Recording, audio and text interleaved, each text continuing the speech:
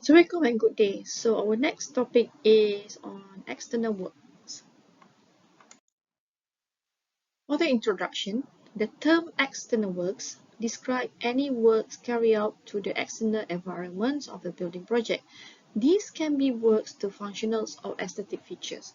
So meaning that any works that's carried out outside the uh, environment, the project environment or building project. So anything that you constructed outside the building, we call it external works. And this external work can be functional or aesthetic features, meaning that functional is something that can be useful, that being utilized by other peoples or other things.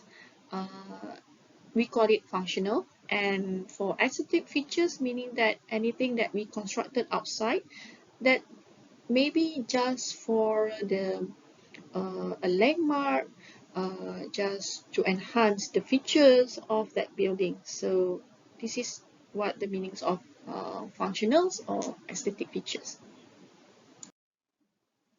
Okay, first we need to prepare the site.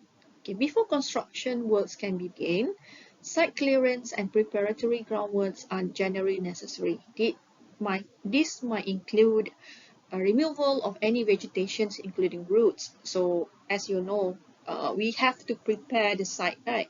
So we have to remove or any vegetation, including roots or any plants that outside the building or outside the place that we want to construct the external works. And then we need to do leveling the site to a roughly even gradients or modeling the site to create the desired form.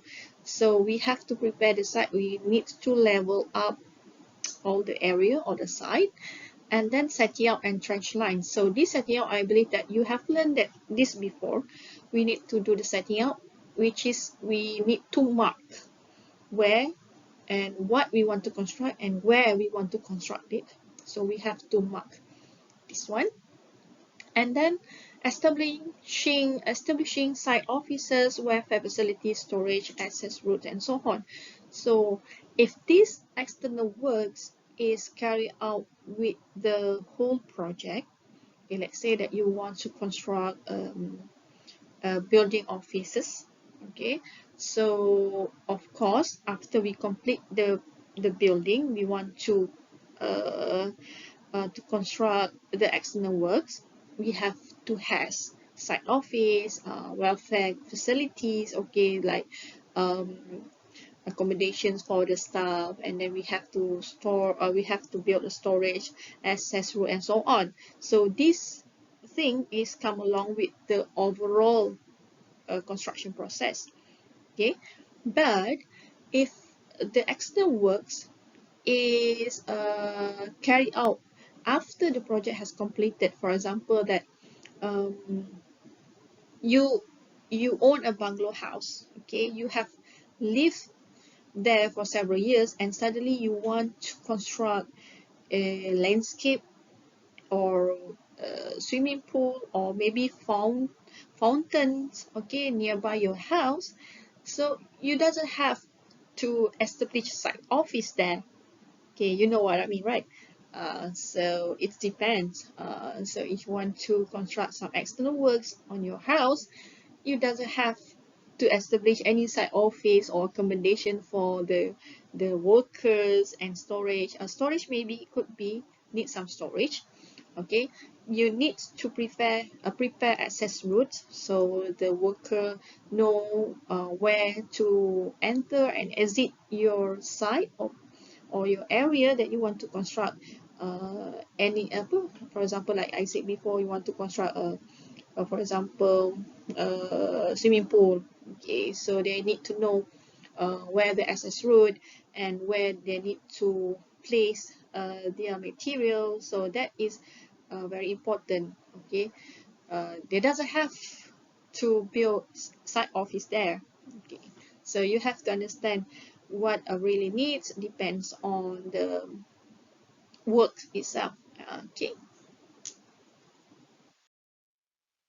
And then these are the types of external works, okay. We have roads, parts, paving, and surfacing. Of course, after the building has constructed or the project has completed, we want to have access to the building or to the building or anything that you construct there, right?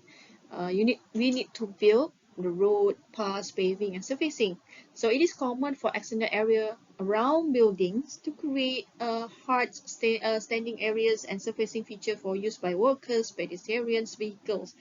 So this might include paving, curbs, and aging. So you try to imagine that house or building. So the nearby house or the building, you need to construct some pavement to go to the building. So you have to build um, roads. Okay, so it depends what are the requirements of the project. Asphalt or block surfacing to driveway, footpaths, car parks. Okay, so you need to construct the car parks, you need to construct the roads. And then if the house or building requires some timber decking, handrails, balustrades, so these are the things that you need to consider. And then patios, platform, and so on. So these come to the types of external works. So roads, paths, paving, and surfacing.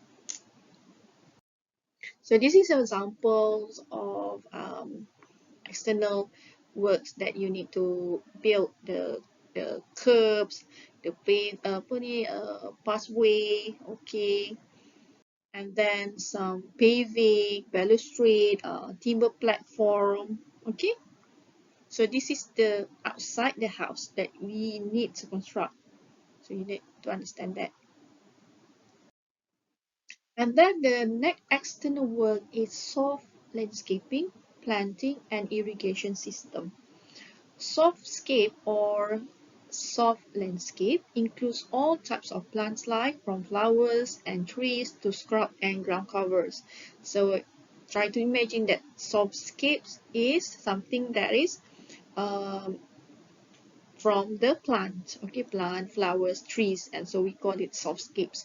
It naturally changes and evolves over time, driven by the climate, time of year, and other conditions. Careful consider should be given to the amount of maintenance that this element will require to stay in good order. So we know that plant is a very fragile uh, things that need to be maintained throughout the years. So when we choose any types of plant, flowers, or trees, so we have to carefully think about the amounts of maintenance that required uh, for us to take care these plants. Okay. And then the next one is irrigation system for gardens and external areas can be used to automate the process of watering. So we need to consider how to water this garden. Okay, the most common forms are drip irrigation system that precisely releases water to the roots of plants and a micro spray system that delivers a fine spray of water over the defined area. The benefits of installing such system is their efficiency, delivering of water use reductions up to 90% compared to a traditional garden hose. So you need to identify what are the requirements of the irrigation system for that softscapes. Okay, maybe for a large project, they have consider this. Okay, we need to construct the irrigation system to watering the plants and so on. But maybe for a small project, for example, that your own house, you have done some landscaping on your house, so maybe the requirements are different. So you might use the traditional garden hose. Okay.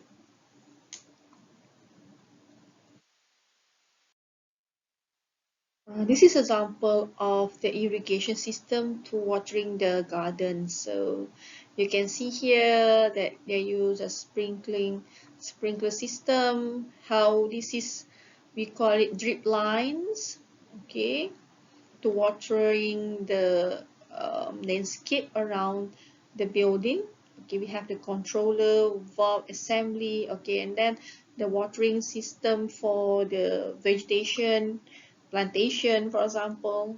Okay, this is how they plan how to uh, to set the irrigation system for the garden. Okay, the next external works is fencing, railing, and walls. This can be used to stop or cut down any unwanted pedestrians or vehicular access, to provide privacy, to give delineations between area, and so on. They can be low levels such as wooden palisade fencing, or high levels such as security fencing with concrete or metal posts and wire mesh. So try imagine that any buildings required any fencing and railings, right, or walls. So this is considered as external work as well. Okay, so this, you know, that the functions of fencing and railing, to cut down any unwanted pedestrians, or maybe we want to provide some specific access, okay, to any vehicles, or maybe we want to separate the areas and so on. So the fencing could be the low level, and also can be a high level that we construct a wall fencing, okay, with concrete and metal posts, or maybe with the wire mesh, and then wrought iron fencing, and can be finished with spikes, okay, or pointed design, as features such as razor wire anti-climb pins. These all used to reduce scalability. Okay, this may be a requirement for retaining wall to prevent ground slippage, or some of the external works required some retaining walls. So this helps to prevent any ground slippage or heave.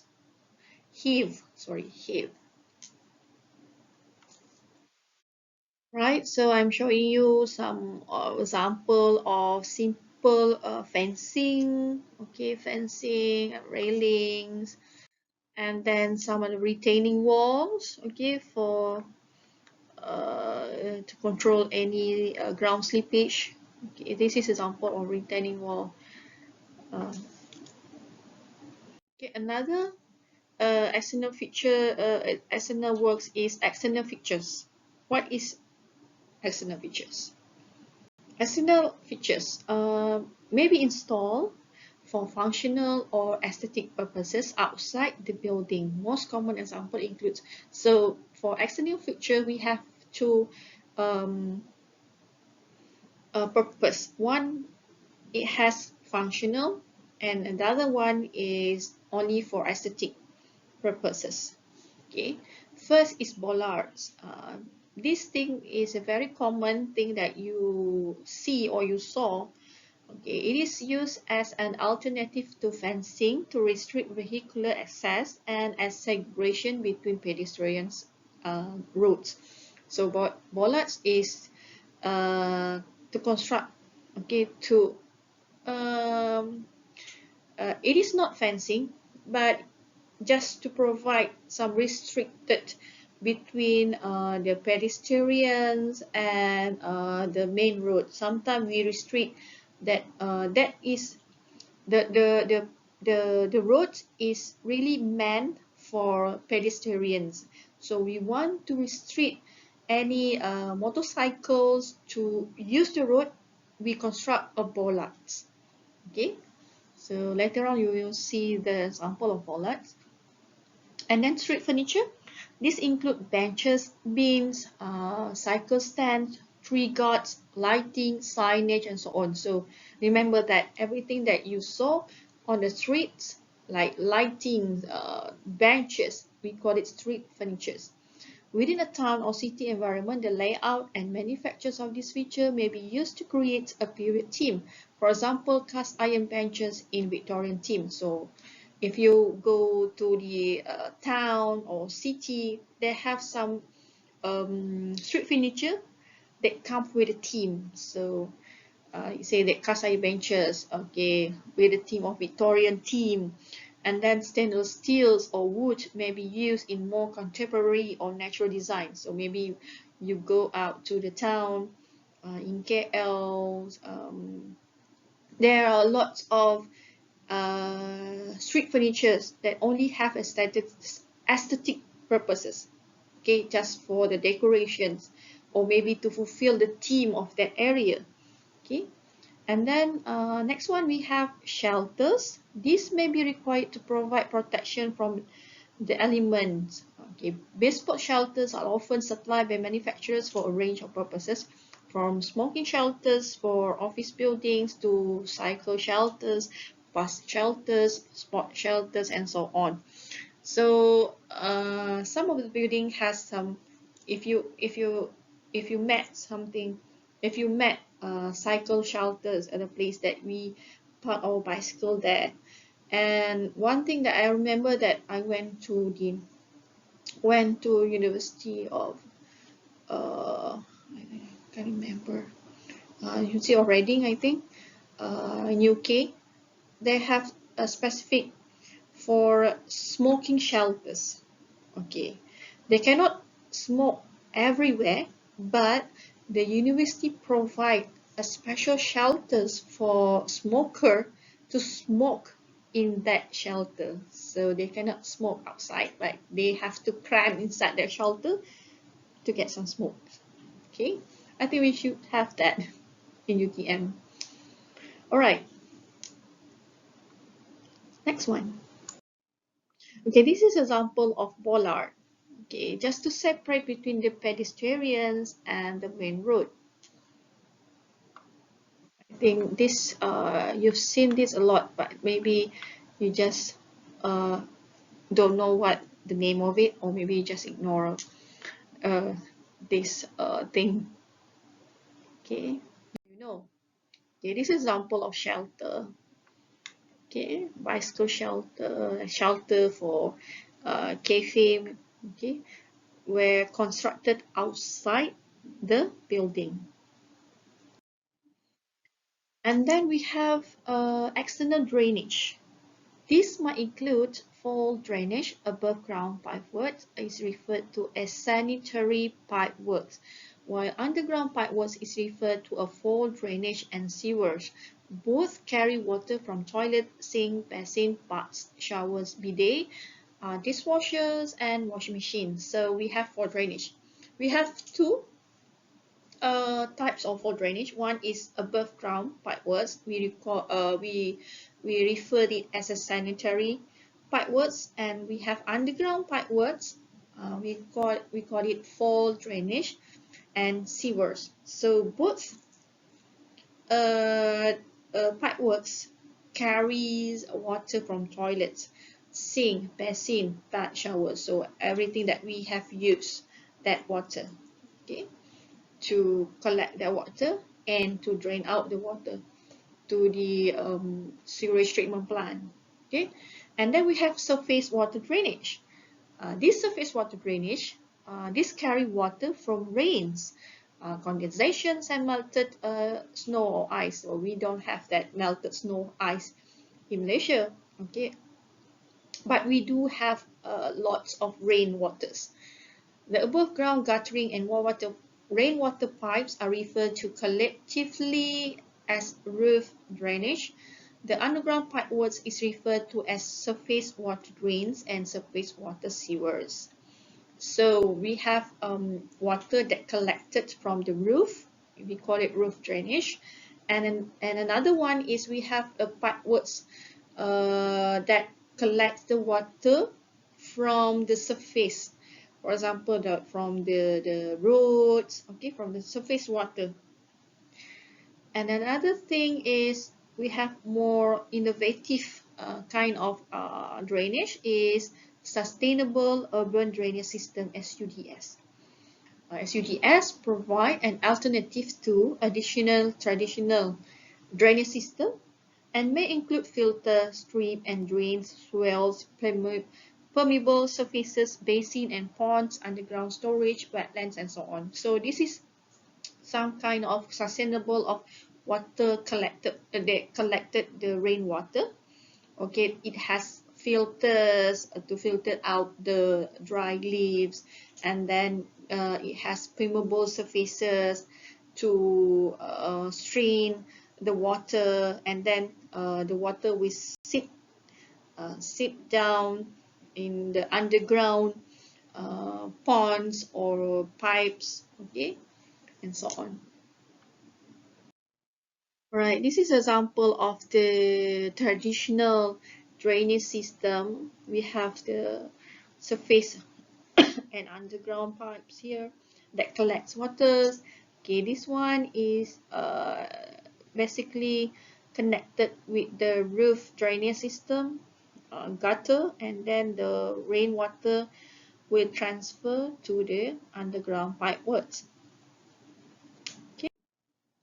Okay, this one is another example of drainage system that is one of the SUDS also.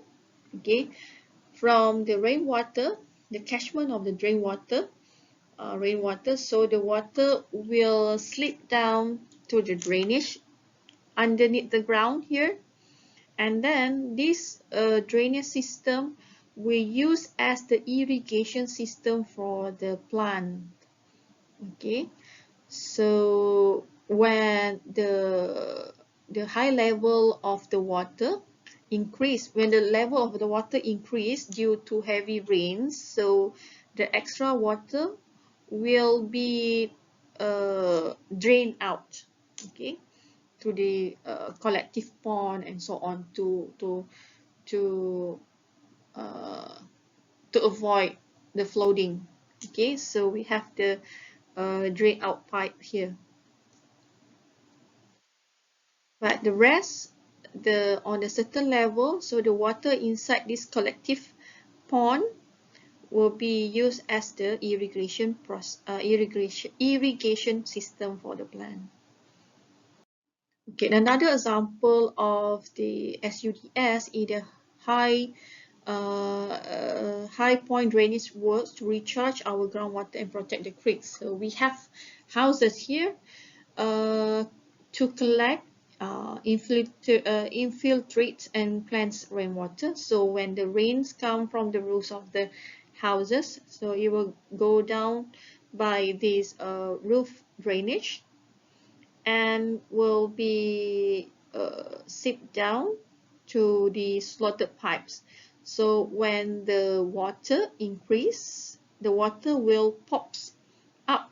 Okay, will pop up, release the water to the yard. So indirectly, this water will use as the irrigation system for the plants, okay, or for the yard or for the garden. And then we have surface water. So the surface water will be collected in these wells. So these wells are designed with a crossing point. So despite from the designed to collect the rainwater, it also used as the crossing point, okay, from people to cross the road, right? So underneath the swale, it has soil filter, so the water will collected in here, the storm drain. So when there is heavy rain, so the extra water will go down to the bigger rainstorm storm drain. This storm drain will help to release all the water to the large ponds. Okay, so this is the same like I explained before, how the rainwater collected from the roofs, and this is a filter that filter the dry leaves and so on, and the water will go to the swale as well. Okay. And then we have another example of external works is external services. Okay, external services might include, you know, that around the building, actually we have water main supplies, we have electricity supply and distribution, external transformation device, for example, like it has wind turbines, solar panels, satellites, and so on. And then gas main supply, telecommunications and other communication system connections, fuel storage, pipe distribution system, external security system, street and site lighting system. So what you saw uh, in outside of the building is basically uh, external services. Okay, what you saw and what you did not see is underneath the ground. So what you see is above the ground, like we have light poles, we have telecommunications tower, for example, we have electricity house, we have pump house outside the building, but underneath the ground, there is a lot of highways of services, water services, electricity, okay, gas, okay, and so on. So irrigation system, and then we have local district heating installation. If our country requires some heating installations, but we have no problem with that. We are not a four-season countries, so we have good weather, raining season and hot season. So we doesn't require some heating installation. The next one is to ensure the utilities are supplied to development is vital importance, not just the completed development, but also for the construction process itself. Developer will need to ensure that existing site information is obtained and survey carried out to determine the position, extent, and capacity of the existing services. Okay, this thing is very crucial and very important before you start the construction. Okay, before you start the construction, you have the layout of the building, the drawing and so on. You need to know your site. Okay, you need to know what underneath your sites. Okay, you have to uh, get the informations, the site informations in terms of the existing services in your site. Okay, because like I said before, the underneath the ground, we have a lots of services underground. So we have to know the informations about our services, underground services, and we need to do a survey to know where are the exact positions of these services. Okay, they will need to agree to the provider the design of any new infrastructure that is required, who will provide it, who will adopt it, and any charges, as well as the appropriate testing, inspections, certifications, connections or disconnection, installations of meter, and so on. So when we know where are the services, we need to know who are the providers. Okay, for example, this is TNB, the Tenaga Nasional Berhad that supply electricity. Okay, this one is for Johor. We have um, apa SIJ, okay, Syarikat Air Johor. So we know who are the provider, and when we do the construction, we have to plan. Either we need to relocate the services, or we need to cut the connection temporarily, or we need to do another connections. That what it means. So how we want to do it? We have to do some appropriate testing, inspections. We need to require some certification, and then after the project has completed, or not after the project completed, during the project, we have to determine how to install the meter and so on.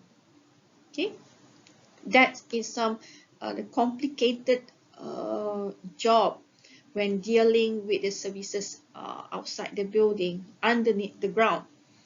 The cost associated with the utilities can be significant, both in terms of initial capital cost of installations, particularly if there is no existing supply or the existing supplies is inadequate. So cost again very important, because if we need to determine the initial capital cost of when we need to install the services. If there is no existing services, that where we want uh, to to get or to connect the connections of the services, or maybe the existing supply is not adequate, so we need to relocate the supply. Okay, and then we need to connect again to reconnect the supply. So this might cost the the the the, the contractor as well. Okay, it is important to ensure that the best deal is obtained from providers and that alternative quotes obtained is possible. So they also need to consider who will bear the cost. Uh, okay, I give you some of the example. Uh, in Malaysia, we face a very quite um, huge problems with relocating services, especially on project road works. Okay, we have roads. Okay, based on the JKR, the roads that has been constructed. Okay, the road that you see every day, that you saw every day, that you uh, go every day. We have the side roads. Underneath the side road has a lot of facilities there. Okay, by rights, the service provider, for example, electricity um, and water supply, they cannot use the side roads there to install the services. Okay, because this side roads is considered under JKR, right? However, that thing is never happened. Normally, these services will go down there. Will have services on the side roads. Okay. The problem is when the JKR need to expand the road. Okay, untuk lebarkan jalan, to expand the road, they need to excavate, right? Then they found out that there is services under this the apa tu, this side roads. Okay, ada services kat situ. There's a services on that underneath the ground. So the process to obtain approval now, who's the boss now? Either the JKR or the service provider. The JKR needs to obtain approval from the TMB, for the electricity provider, and then they need to uh, obtain approval from the water supply provider just to relocate their pipes. But they are the one who install it there. Okay, so that is the issue here in Malaysia. And then they did not want to bear the cost. By rights, it is JKR roads. It's still under JKR roads. They're supposed not. They are not supposed to construct underneath there. They need to construct away from the required apa tu, the road by JKR punya boundaries. Okay, that's a problem with the in external services. Okay. Now we continue. During mobilizations of construction, the contractor will need to arrange for the necessary water, power, telecommunication services to enable sites to function. Oh, okay. So when a contractor, before they start the works, okay, you know that they have to prepare the site, leveling the site, and then provide where is the site office, where is the storage. Apart from that, they need also to consider to arrange what are the necessary water supply, power, and telecommunication services on site. So where they want to extract all those services and how. So this one is needs to be considered during those process. So these are come into the terms of external works. The next one is minor building works and ancillary buildings. So there may be a requirement for building to serve the site during the course of the construction works that are generally removed upon completion, such as storage facilities, sanitary conveniences, washing facilities, changing rooms, lockers, canteens, site office, and so on. Minor building works might also include work such as underpinning existing buildings and boundary buildings to work in connection with site service and so on. Okay, minor building works and ancillary building. Some of the constructions can be removed after the project has completed, such as like I said before, storage, site office, canteen, accommodation we can remove. And some of the um, minor building works that required underpinning on the existing buildings or boundaries that have to stay there permanently. So, for example, like they do retaining wall, for example, retaining wall to withstand the ground, so they can construct the project here. So this is the retaining wall. So after the project finish, so the retaining wall will become one of the permanent structure. Okay, or maybe some of the site services.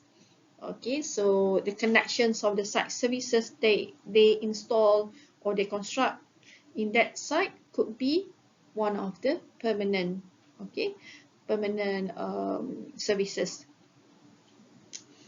All right, so these are the external work that you have to know. Anything that is constructed outside the building, we call it external work.